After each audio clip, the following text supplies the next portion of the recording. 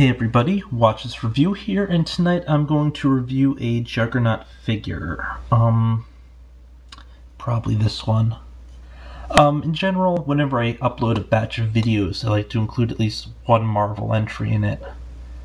But I wasn't actually planning on uploading anything for a while, but then I ended up putting together a two-part, just mini discussion slash rant slash whatever about my adventure to Toys R Us today. And actually I've probably tossed a ton of annotations there too, because there's a lot of other stuff I observed. And I just think it's kind of interesting to note, and I just want to get some opinions on the various, just the mainstream nature of these toy stores nowadays. But I'm getting completely off tangent, wasted almost a minute already. But it actually comes down to a kind of tough choice about which one to look at, because I want to review a Juggernaut, but I don't own the Series 6. I wish I did, but I've never gotten around to buying it.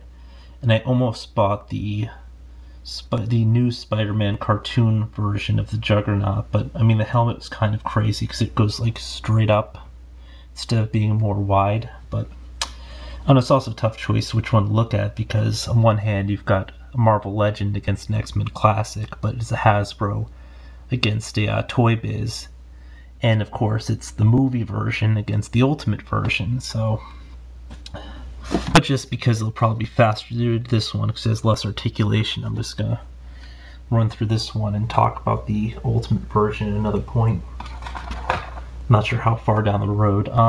This guy I bought loose, I think it was about $4, and then I got some bundles on the shipping.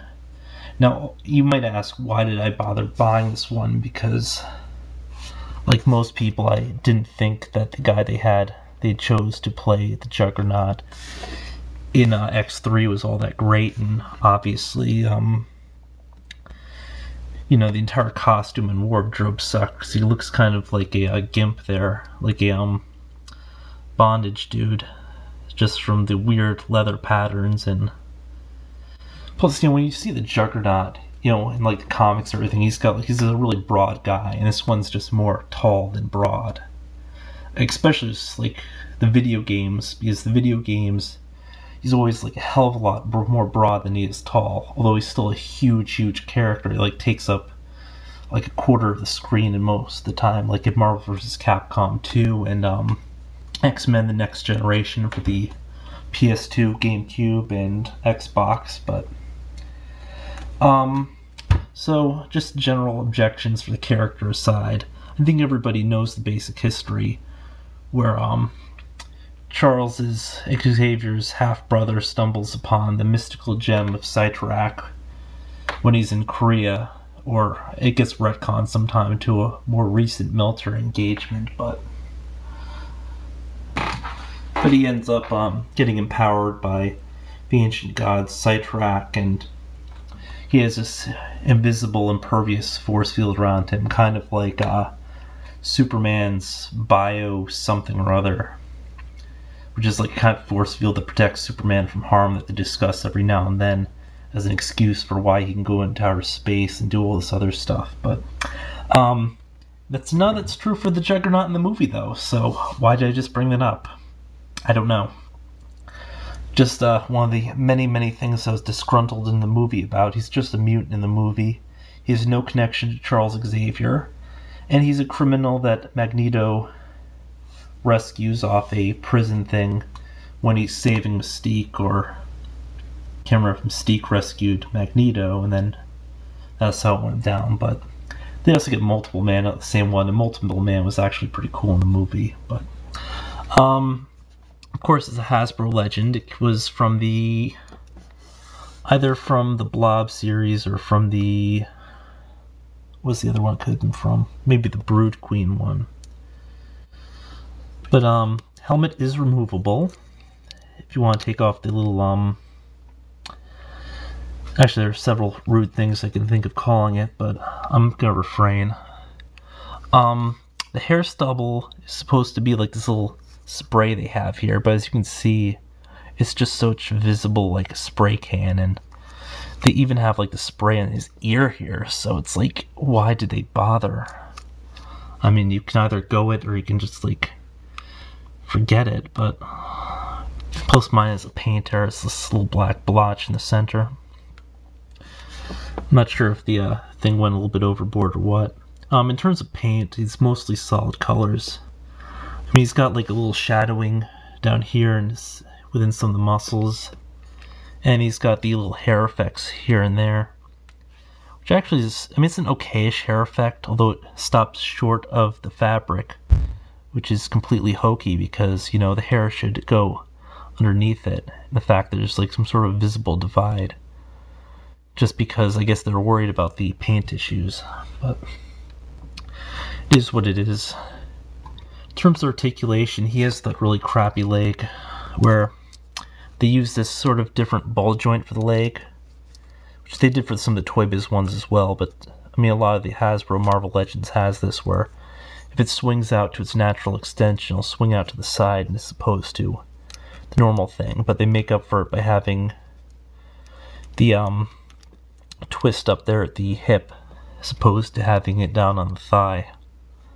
Although you still also get the calf one down here at the foot, but starting here you have wrist movement. It's the sort of peg-ish joint where it'll give you the twist and it'll have the twist in and out, and then of course the twist all around for the 360 pivot. Single joint at the elbow. Not really terrible, exciting elbow. Muscular detail is kind of okay. I mean, some of it looks kind of funky, just because it sort of just fades back on this, but it's all the way out here. But, I mean, I don't watch that many really super buff people, so I'm not sure what the anatomy should be for the super muscular. Bicep joint. Won't move a ton, because it'll jam right back on this thing here. But, you know, if you pull it up, it'll do your full 360. But it's just because the back and the muscling on this is just so extreme, it'll block it. Head, of course, will move, but it doesn't seem to move up at all. I think it's because this impedes it back here. I mean, normally the joint should move up. Just toss the helmet back on, so I'm not tempted to throw it out. Let's see. Waist will move. Your standard 360. Ab/diaphragm actually goes back and forward a considerable amount. It's kind of weird. Leg is discussed. Knee, double joint. Let me just see if I can get this one. I haven't really messed around with this figure a lot, as you can see. I got him. Basically went up on the shelf with a few other figures in one of the less populated areas. This is the calf I was discussing again. Then boot/foot. And of course it'll go side to side a bit. Not 100% sure why I got him. Figured I just wanted another Juggernaut. Even though this isn't like a really stupendous one.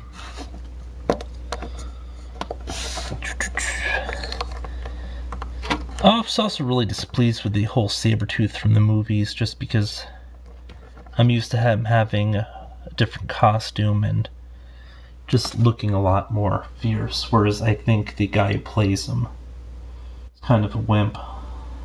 But you know, Wolverine in there is kind of soft as well. I mean, good actor besides that. I mean, Hugh Jackman's cool, but is that his name, Hugh Jackman? But I don't know, overall, I mean, this is an avoid. I mean, in general, there are a lot of Hasbro Legends which just aren't great, but I'm not avoiding this so much for the sculpt as just for the character design of the character it portrays, because I don't think anybody likes this character so much. I don't know, if I didn't get him cheap, I probably wouldn't have bothered buying him at all, but I think the little Iron Fist things were kind of cool, and there's some design elements, and plus, it's always cool to have one or two more brawlers up on the shelf. Whereas usually I have a lot of characters who kind of have like energy projectiles, or they're just like normal fighters, like agile fighters. So, but, it's just my opinion.